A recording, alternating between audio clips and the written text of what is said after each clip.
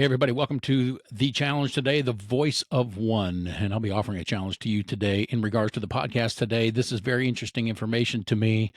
I'm going to be talking about the Perry shooting, but more specifically, justice and the Perry shooting.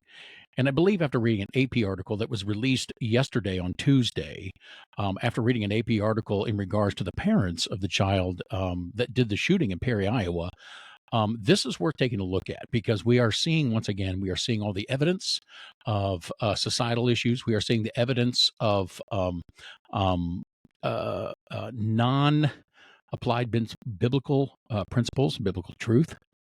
And we once again are lost in the abyss of the great question of why and how could this have happened. And I, I'm committing myself to letting you know, first of all, there's an answer to both the how and the why. And as long as we always keep it a question, then the problem will never be fixed. And the problems that are going on, I'm not saying that it's going to stop every problem that's ever gone on in the history of gun shooting in the United States or in the schools in the United States, but we got to stop looking at what does not solve problems.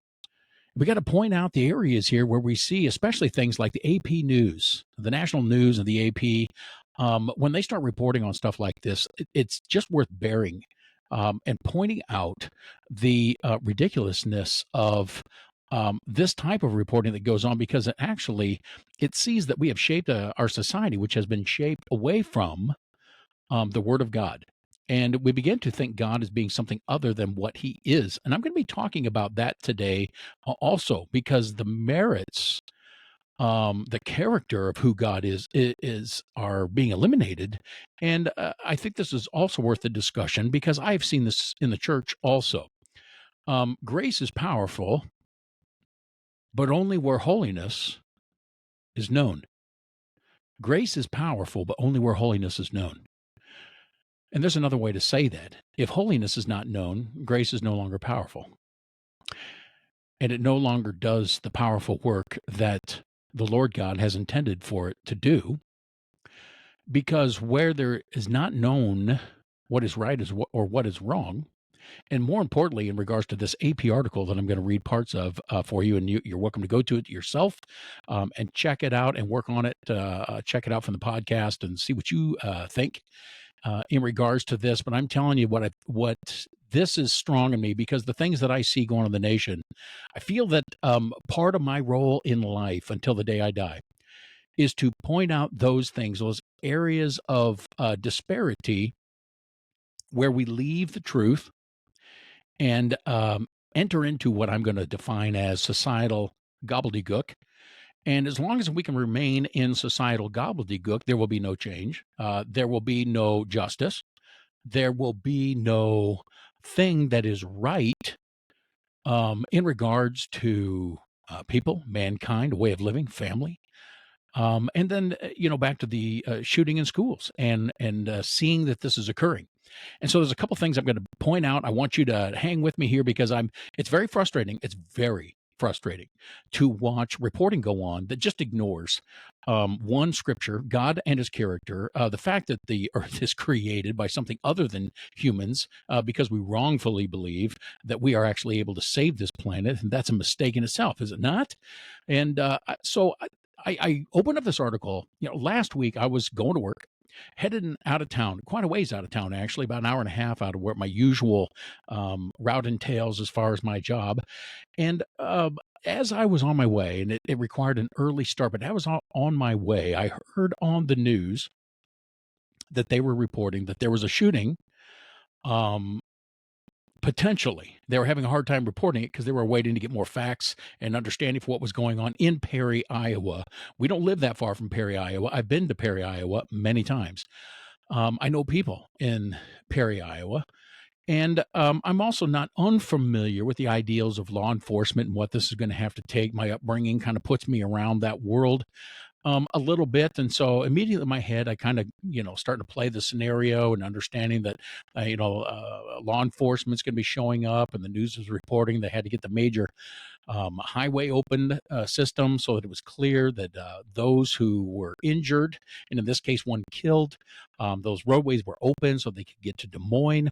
And so while I'm listening to this, immediately the thing that, and this is what's sad in this country, is because the way much of this has been reported on, immediately I thought, here we go. We get to hear a bunch of reporting that has nothing to do with anything once again. And we're going to just walk out there and we're going to put the blame on one thing, of which it is not and never has been. We're not going to identify where that the answer of that really is. And then the other thing is we are not going to answer the question. We're going to throw this out into the world of gobbledygook, and we're going to throw this out there to where there's no answer. This is senseless. You know, who could possibly have known this was going to be done?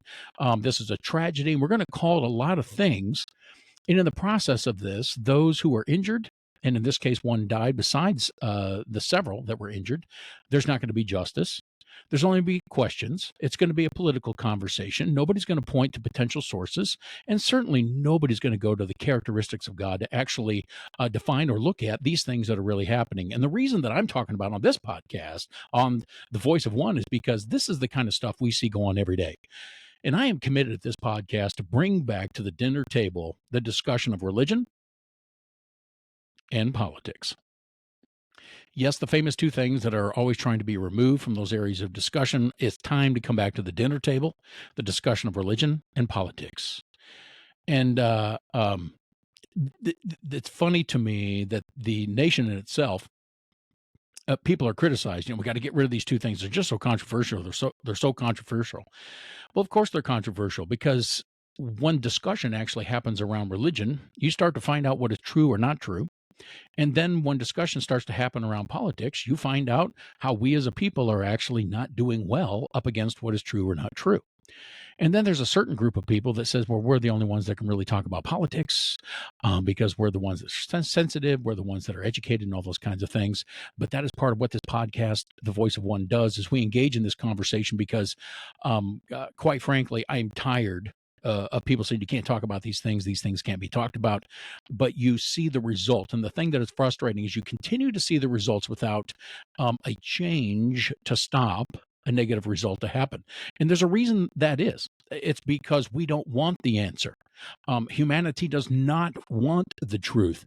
Humanity, we as people generally do not run towards truth. It's not our natural tendency. We don't want an answer, because if it was actually repaired, if it was actually found fit for there to be a change in it, if we really wanted an answer, we would all find ourselves at the cross of Christ Jesus, because we have not obtained holiness.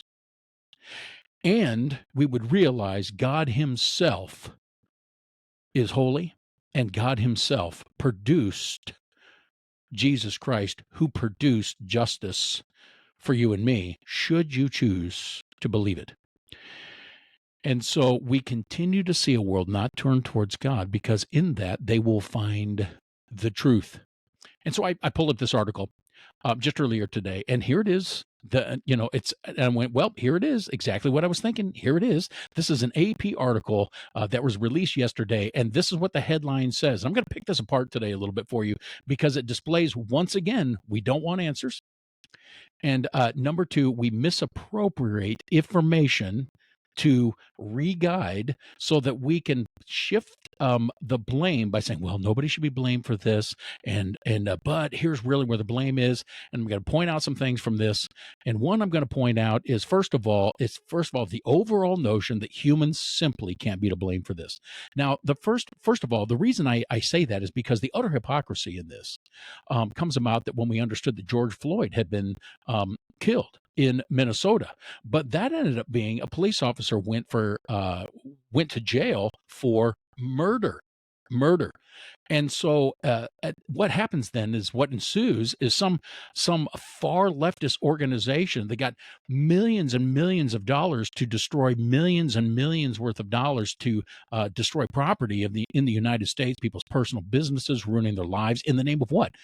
Justice. They want social justice. They want justice for George Floyd. We want justice for George Floyd in such a great way. The United States had to take a knee to crime. It had to take a knee to crime. And we had to allow it to be justified because somebody else was screaming they wanted that justice. And just like good Christians, we sit down and go, oh, we can't retaliate against that, man. We've got guilt. And here you have something that's quite interesting is because a sixth grader has just been murdered. Sixth grader has just been murdered by a 17-year-old.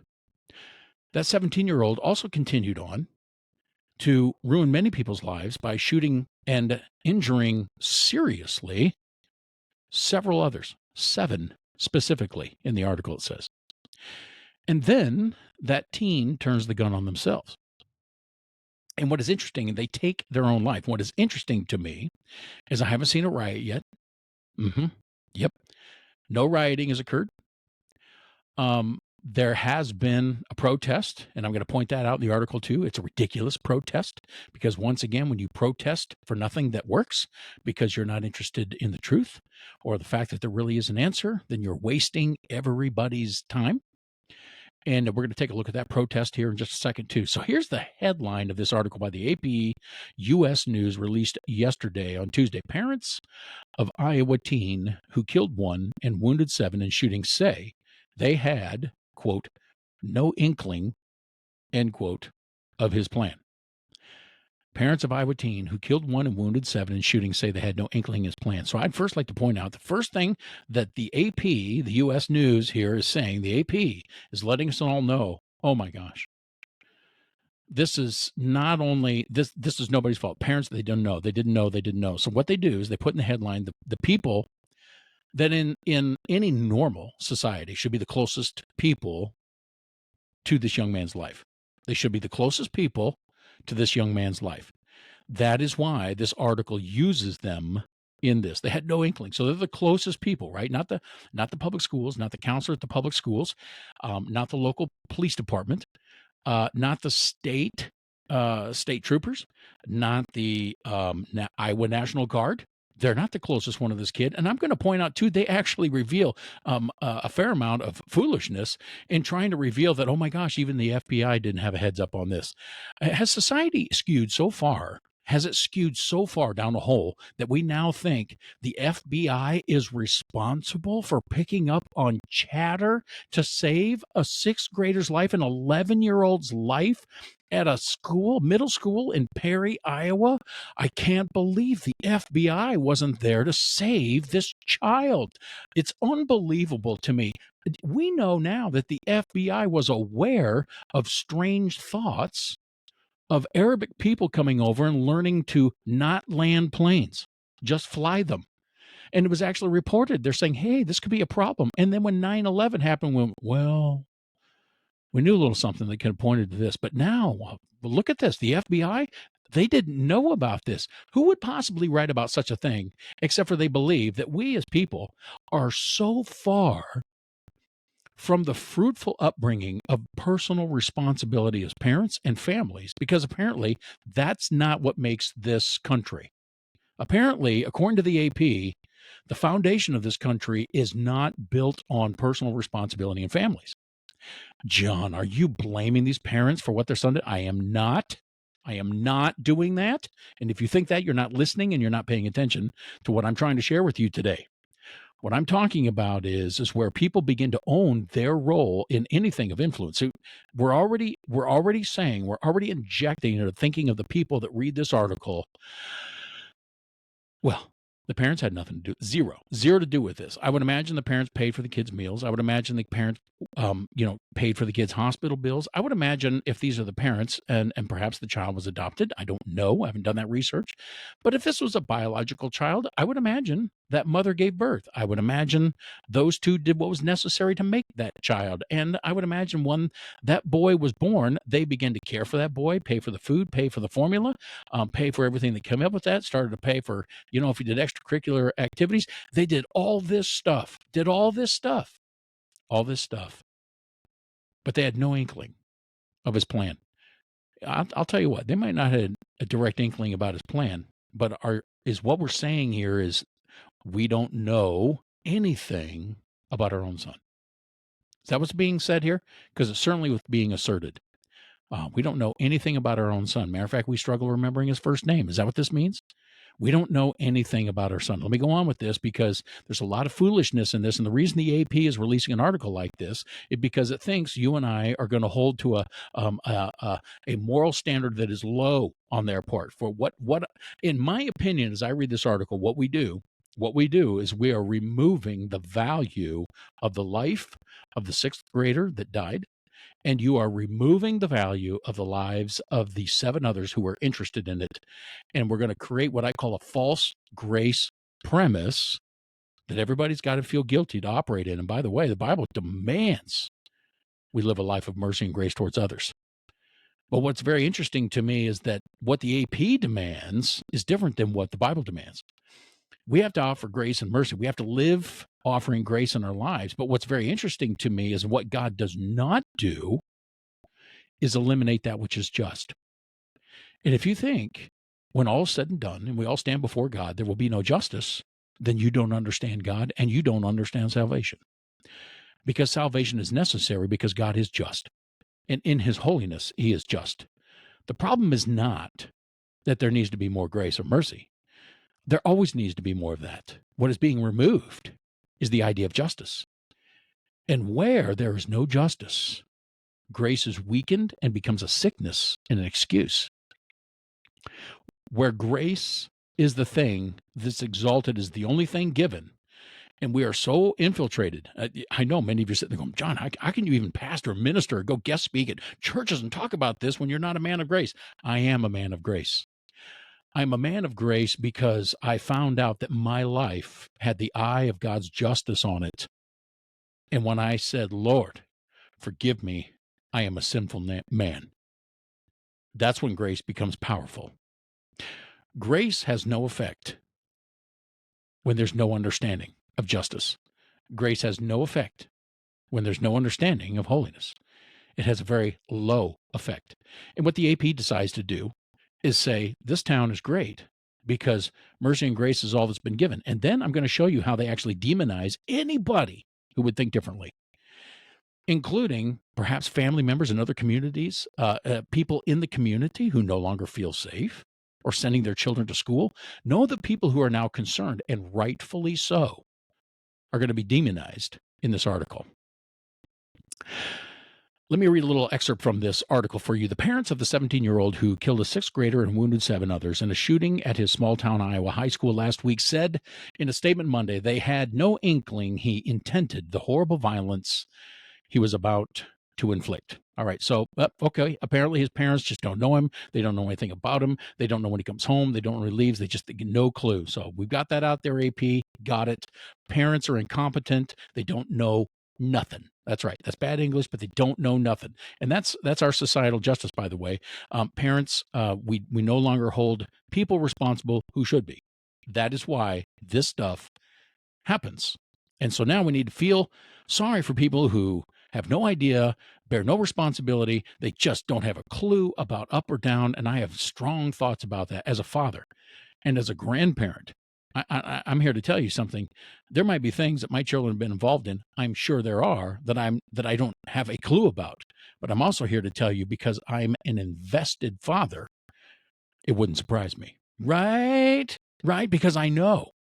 Because I made it a part of my life to be invested in their lives. They matter to me to know about what's going on. Okay? So there's a responsibility there that I carry greatly. And when parents just don't have to carry that responsibility, I am not saying these folks are responsible for what their son does. But what I am saying is it is foolish to distance them from this when it makes it look like they just how do they have no idea? That's a good question, right? It's a good question. I'm not blaming them for the murder that occurred.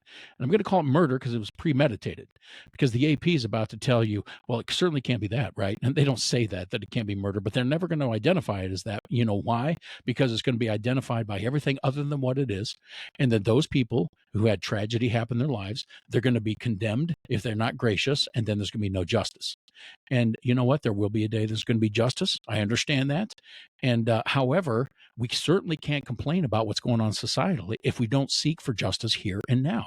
I find that very interesting, especially with the Christian community who says grace, grace, grace, grace. Absolutely grace, grace, grace, grace. Matter of fact, so much grace. And I find it very interesting because you have a Christian community that says you got to get involved in politics. And then you got a Christian community that says nothing but grace. That's fine. But if you're going to get involved in politics, law, a judge, an attorney, a senator, um, all of these things, and if you're not, what's your goal then?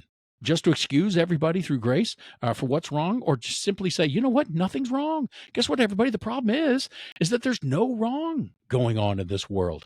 And that is what we have been gearing towards. And that is why all of this sort of thing gets really discombobulated and no change really happens. And yet another child has died. Another child has died. And we got another national AP article going, oh my gosh, what is going on? And you know what? There is something going on. The problem is nobody wants the answer. Nobody wants the answer for what's going on. You know why? We'd have to change. The other thing we'd have to do is we'd have to turn towards God. If we really wanted the truth, we would be forced to turn towards God. The proof that we do not want the truth is that we do not turn towards God. Right? So this young man, Dylan, who inflicted the murder and the 7 injuries to unaware individuals in the school, had no idea nothing was coming to them. First thing we're going to do is say it's a tragedy, but we're not going to call it what it was, right? So the first thing we do is we disregard the absolute value, the complete. It is a value that cannot be paid with money. That 6th grader who lost their life. That is true.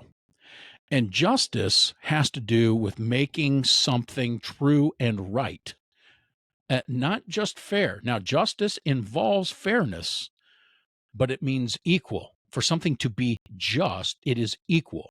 You steal a candy bar for $1.99 candy bar. The only way to make it right or just is that $1.99 is given back towards the payment of what is lost. In the case of life that is lost, the only way something can be just is there's an equal payment that has to come for that. And you better believe these parents are going to struggle receiving justice if the only information they're going to get from people is going to be, well, we just don't know. We just don't know. We just don't know. We just got to. And I'm going to tell you the investigation process that's going on. Here's a couple other statements in here that are just daunting in regards to this, because they want the answers. We just got to find the answers. We got to find out why. You don't need to find out why. You just need to, we don't need an excuse. I hope your why means you're finding out something to create an action of justice.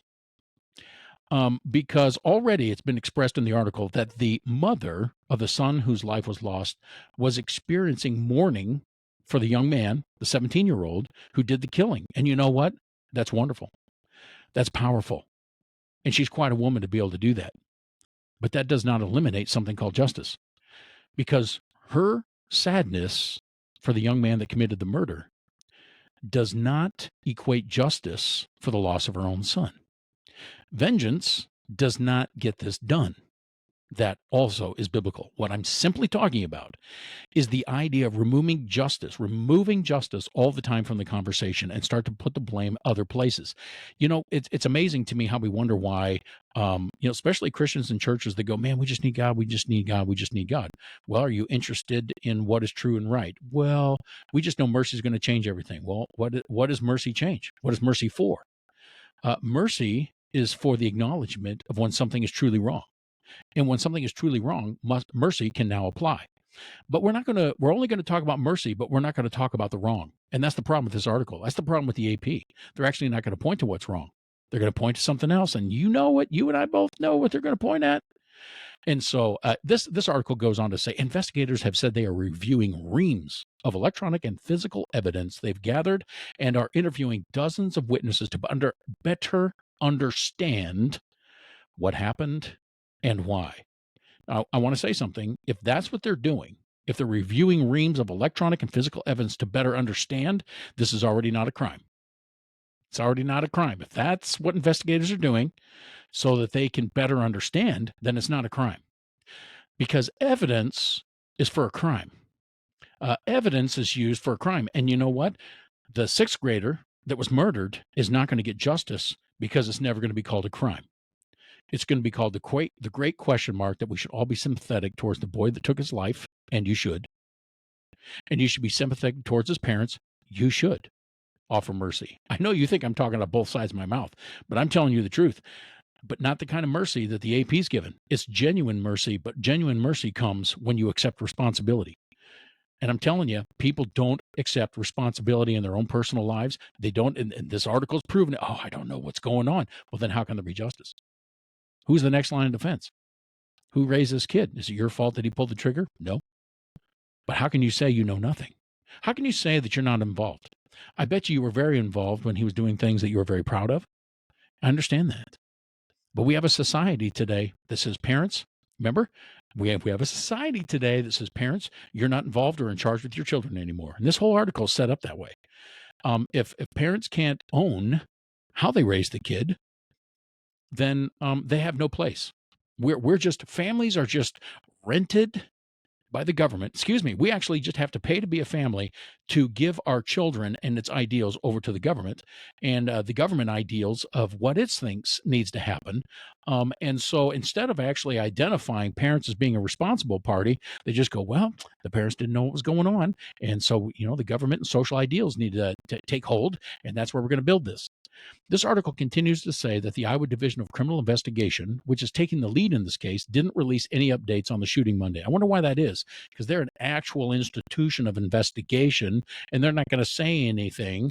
And I believe their job, if I'm not mistaken in this, the Iowa Division of Criminal Investigation, they look for evidence to point at justice, evidence to point at the cause, and evidence to point at towards law so that it will be enforced. But law is not going to be enforced here, folks, because so much of society now is pointing towards the mental disorders that are going on. And by the way, they're real. But I want to ask you something. So when are we going to stop people from killing people? When are we as a society just going to, okay, everybody, we're going to stop people from killing people? You answer me that question first. When are we going to stop getting people to kill other people? When are you going to stop that? And if you can't stop that, if you're not going to step forward and actually be proactive in regards to stopping that, and by the way, you can't, because you can't change where that comes from. You cannot change where that comes from. People are going to say, oh, and here it is. Are you ready? Also on Monday, several hundred students and other protesters marched on the state capitol. Wow, several hundred. I'd like to double check that number. AP generally lies about that. And without doing any investigative work of my own, I'm pretty sure they're lying already. Also on Monday, several hundred students and other protesters marched on the state capitol in Des Moines, about 40 miles away from Perry, to what? For the justice of the what? No, not for justice for the sixth grader who died? Wait a minute. Don't we all remember when BLM went out for the what? For justice for Floyd, right? And we all had to be okay with that. So why aren't these protesters going down for justice for this murdered child? Why? It's because that's what this is not about. No, they are protesting to push for, here it is, I'm going to read it right from the article, to push for tighter gun control laws in the state, not justice. Look at that. There it is right there. Apparently, the AP has no care whatsoever for the loss of the life of the sixth grader, the 11-year-old, who, not by mistake, was murdered, premeditated. And these protesters did not march for the justice of that dead sixth grader. They got notoriety with the AP. Why? For political idealism. To push for tighter gun control laws in the state, because we all know that gun just jumped up out of nowhere, damaged the 7, and murdered the sixth grader. You can't make this stuff up. You can't. Now, I'm not going to lie to you. I was raised in the field of with different family members involved in these areas of law enforcement. And what's interesting is guns can kill. Yeah, they can. I've never seen a group of people march on the Iowa State House to push for tighter table knife control laws. I've never seen any amount of protesters ever march on the state of Iowa to have tighter laws. These are things I actually saw happen growing up as a kid, real photos of. I didn't see any protesters ever march for the justice of a 12-year-old girl hung from her ankles like a piñata, killed by her father or stepfather, whoever it was, beating her dead with a bat, whipping her with a belt. No, there was no march for injustice on that young girl. None. And they weren't going down there to say, we need tighter rules on any kind of rope that can be used to hang somebody. We need tighter laws and rules on bats and belts. Nope. You don't see that, do you?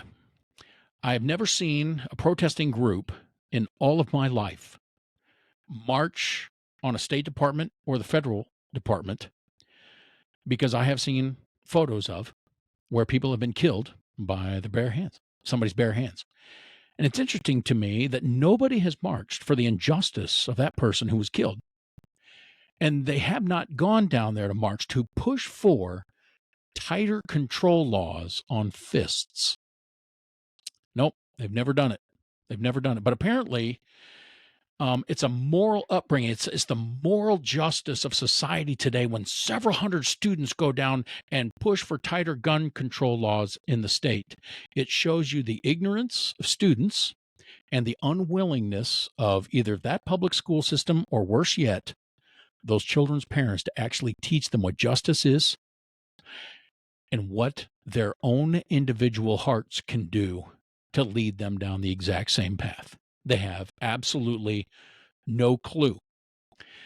And that, my friends, is the sign of a godless nation, a godless society. They may attend church, but why aren't parents teaching their children that it's actually the hearts of us that murder? Oh, you don't read your Bible? You should, because it tells you that. That is why there has to be laws, imprisonment, and arrests, because hearts aren't always changed. You need to understand that from the platform I'm sitting on and the saving work that Jesus Christ has done for me, I know that any heart can be changed, but not by mankind. Any heart can be changed. Even a murderer can be redeemed. A rapist can be redeemed. A thief can be redeemed. An abuser can be redeemed. I know this for absolute sure. But what can't happen is external governance to try to trap down on tighter gun control laws. And it's sad to me. It's sad to me that people think guns kill, and avoid everything else that does. And that's sad to me. It truly is, because many people have been maliciously killed, premeditated, by many other things other than guns. And the AP, of course, is being faithful to live up to its religious standard, that if anybody actually thinks it's something other than the gun itself, in which they're going to applaud these children for going down and missing the point, and we're going to continue to devalue the lives of the 7 injured, and more importantly, the 6th grader, the 11-year-old who was murdered premeditatedly. It's not that mercy can't be given, and has already been given by the mom of that child. But here's the question. What about justice? Because if justice can't happen, the mercy actually ends up having little effect. And by the way, this will happen again. And there's several things to look at that need to be looked at. And it's very interesting to me. It's not like the school systems in Iowa or anybody else in the United States of America don't know this does happen. So here's a question for you. Why didn't Perry High School have something in place preemptively, knowing school shootings happen? What did they put in place that is effective to stopping that happening? Why didn't they? And that's a genuine question. Why not? Because it did happen, and a life was lost. But where's that conversation? Well, it's hidden because nobody should think that. And people like me and you are supposed to feel guilty by the AP for possibly even suggesting that what? There should be justice. Somebody should take responsibility. Remember, justice and responsibility are synonymous one with another. And if responsibility is not taken, justice cannot be exacted, and mercy is rendered powerless. But the AP here is going to continue in their foolish story in regards to their fake religious of mercy that does not come from justice.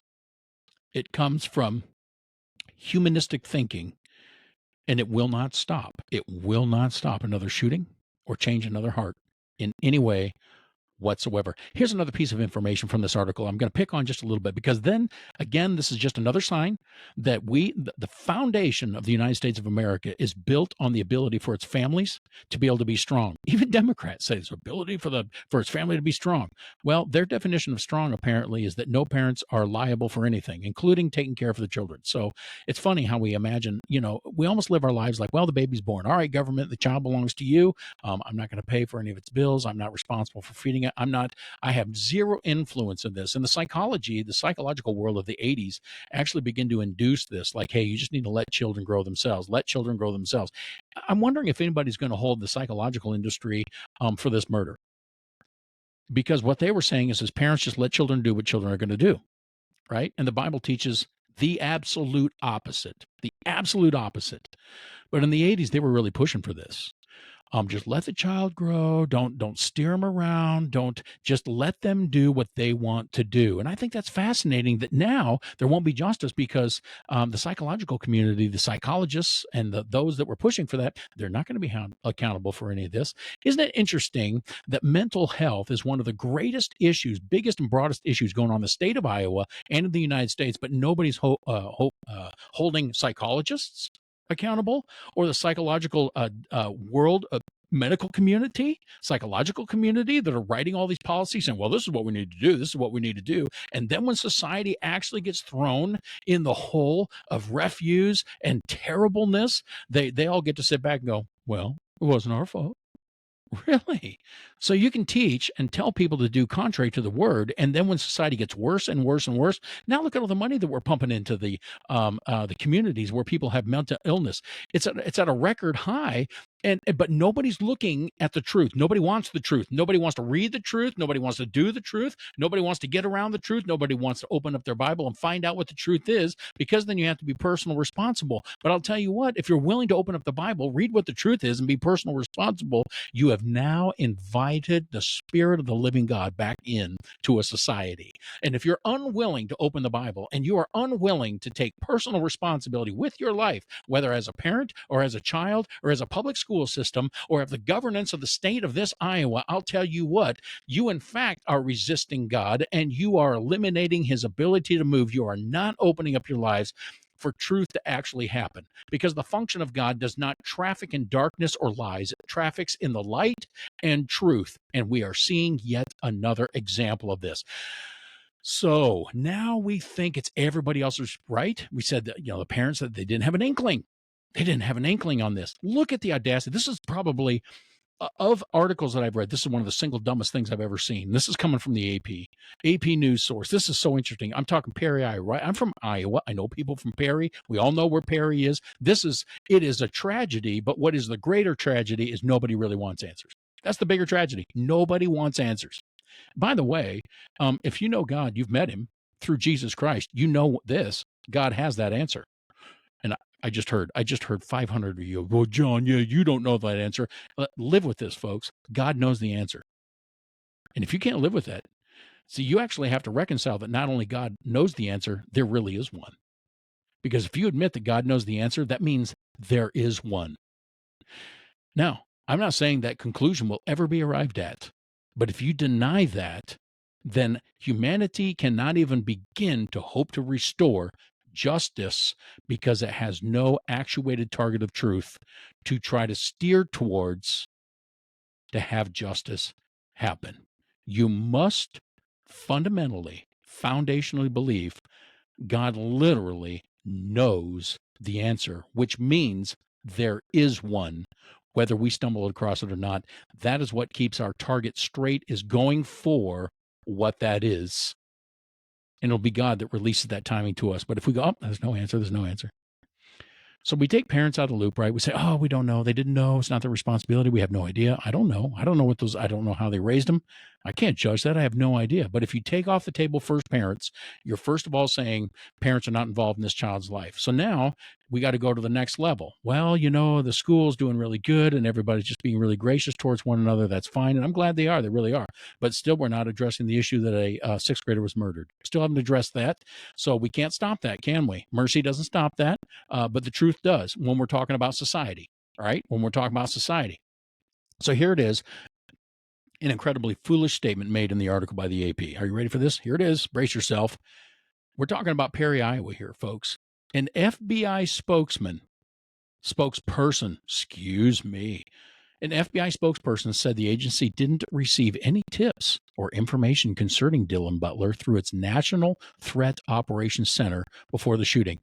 I'm sorry, are we supposed to trust that the FBI, great people and strange institution, I enjoy movies built around it, but are we supposed to trust that the protection agency for stopping a 17-year-old who's struggling in his mind, who is now premeditating the death of a sixth grader, was supposed to be picked up by the FBI on their National Threat Operations Center? And yet the AP puts this in here. Why? To get us misdirected from what? The truth. The fact that there is an answer. The fact that there is responsibilities to be taken. And if it offends you that I'm so bold about this, try living a life as I have chosen to do, which is when you do wrong, you repent and say, that was wrong. And it was me that did it. And nobody else was to blame. And watch the God of heaven and earth, his power and living truth be manifest in your life because you owned that. And I know there's a few of you out there listening right now. Oh, well, John, you do this and this and this and this and this, and you don't own that and that and that. I see that you're not busy owning your own stuff. So good luck with that and carry on. I get it. Feel free. Go ahead. Continue to look at me and not yourself. What I'm saying is look at yourself. Do it. It's a great thing. So it's amazing to me that now we're actually going to suggest that the FBI didn't get a note on, they didn't get the memo. There was no chatter on. So now we're supposed to go, well, how can we ever be protected? Maybe we should expand the power of the FBI to come in and see what color the underwear is in my drawer in the master bedroom, and then they will know and they can protect us. Remember, look at this. We're moving farther and farther and farther away from the family. This whole article is. It's moving farther away from the parents, who my heart does grieve for, by the way. I'm looking at the idealism here. Please check this out. The article is take first person, the closest people to this thing are the parents, and they're already removed them. The next closest is the school, and they've removed them. And so by justifying that these students have gone down to the next farthest one and protesting something that has nothing to do with what's happened, nothing to do with what's happened. Gun laws. It has nothing to do with anything. So now we have really relinquished that this sixth grader has no value to their life now because there's no answers. And we keep going farther and farther. And now this far into the article, the FBI, how far do we need to go? What else are we going to inject into this article? Oh my gosh, the KGB, they had no idea. Wow. MI6, no clue. Yeah, shoot. If London only would have known. If London could have figured this out. Does anybody else see the gobbledygook that's going on here? Farther and farther and farther and farther. Last time I checked, when investigators get onto a scene, they get closer and closer and closer to what's going on, not farther and farther and farther and farther away of what could have happened so far away from the incident. These are the lies of the enemy working through the AP and all those who are unbelievers and deny God and their atheistic thinking. And they go on to try to lead you astray. Do not be deceived. Get down to what the Bible says and says, each of us has a responsibility before the holiness of God. Regardless of the circumstance that we're born into, we have the responsibility to either deny God or turn towards him. And if we turn towards him, we accept personal responsibility, and then the saving work is very powerful. Very powerful. So this article keeps going. It keeps going on to say, of course, we're moving farther and farther away from responsibility into things that actually won't change a thing, all the way to the FBI. That's just absolutely crazy. And even though the mother of the son who was killed, tragically, she grieved. It says that she grieved over the 17-year-old Dylan, who shot himself after killing her own son. And everybody's going to go, oh, because that is powerful. That is very powerful. This woman is very powerful for doing that. But my question is, where's justice? So we're still being led astray to actually finding out what that is, which tells me this could happen again at this school pretty easily because nobody's actually looking for the issue whatsoever in regards to this. And there's actually the administrator of the local town Facebook page makes this statement. They slide this in towards the end of the article, right?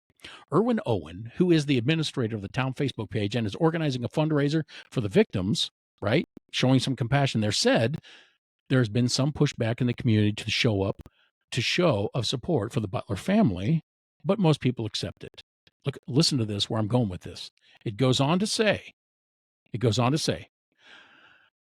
I'm assuming, based on the way this is written, and forgive me, Aaron Owen, if this is not you saying this, but appears to me in this article it is you saying this.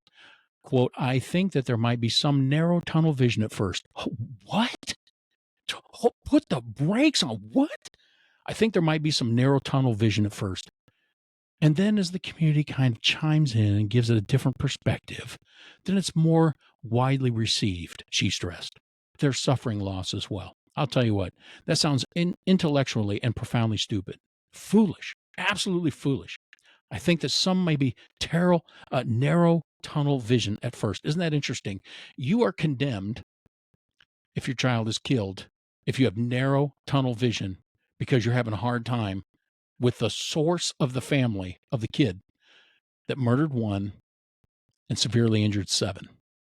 I want you to think about that. So now you're not allowed to be hurt. You're not allowed. And by the way, this is in line with never wanting justice. It makes the families who are truly destroyed and a community who is now concerned. And guess what they should be? Public school, public dollars, public taxes. And you're accusing them of having narrow tunnel vision at first. Isn't that amazing? Isn't that amazing, everybody? We're going to protect, not taking responsibility.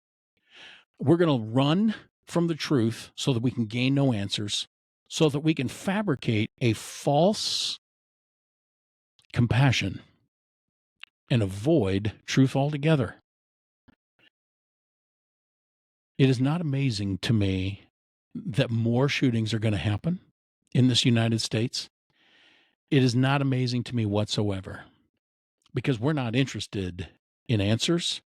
We're not interested in the truth. Compassion and forgiveness is a command from the scriptures, one that I would suggest anybody walk in. But to add to that, to take away justice as if that is not a godly foundation, because he is just. So many people really don't think he is. No, he's a God of grace. He is, because he's just. Yeah, but it's just mercy and grace. He absolutely is, because he is just. I am not advocating that we remove mercy and grace. What I'm defending is you cannot remove justice and actually call it mercy and grace. It's called willful ignorance. And to condemn people who might have tunnel vision, who might now be concerned now that there's been a murder and 7 injured, that they're not allowed to even think that from the house that kid came from, there could be some concern. I'm not talking about judgment that destroys an individual. I'm talking about you removing the ability for somebody to have questionable thoughts that might cause you to think differently, because this really did happen. And if you are supposed to feel guilty because now you have a concern about the way the school system was up there, and you're the one that's supposed to feel guilty, is it, of actually judging perhaps what may have gone to that school, then you have devalued the 11-year-old 6th grader who was killed. You're saying their death was meaningless and without any value. And you're saying the school is above reproach and nothing should be changed. And we shouldn't take this seriously, but we're going to turn it back into the societal gobbledygook. Thank you, AP.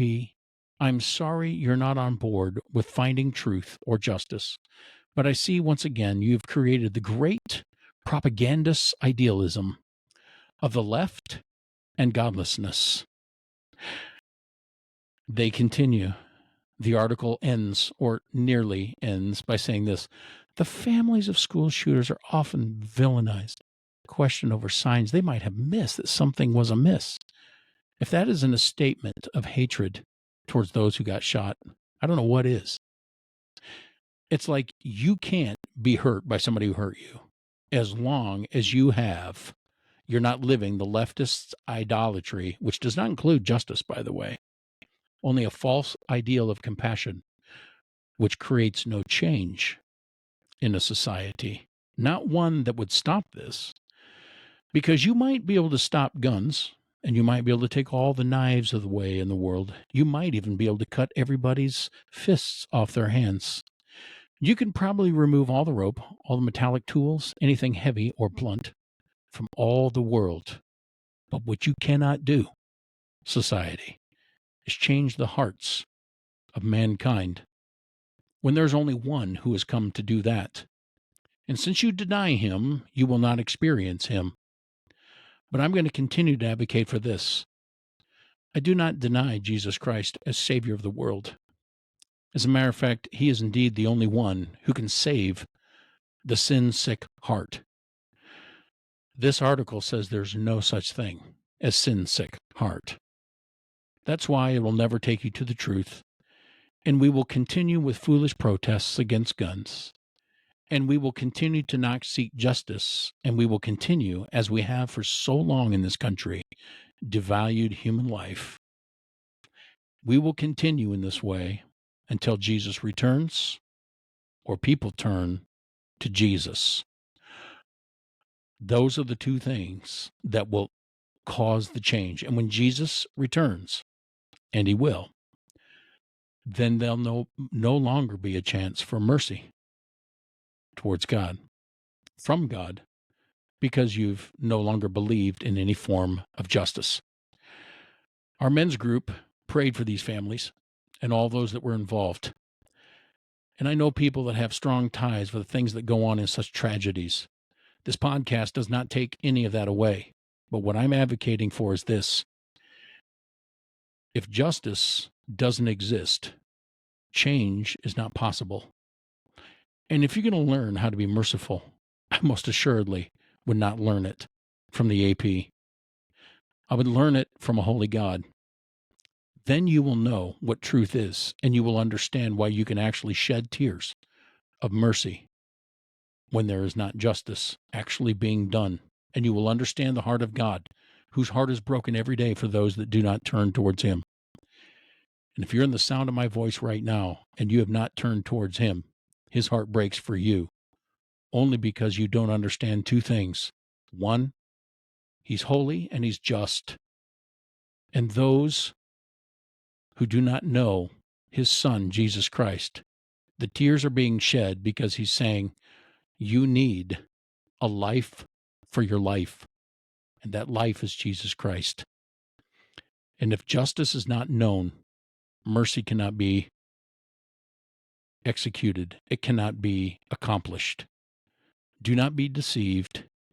God is not mocked. God bless you all. I hope you have a great week. Please send your comments, expressions, any thoughts you may have in regards to this podcast. We're going to look for you next week. And I want to say, choose this day whom you will serve. And as for me and my house, we will serve the Lord. God bless.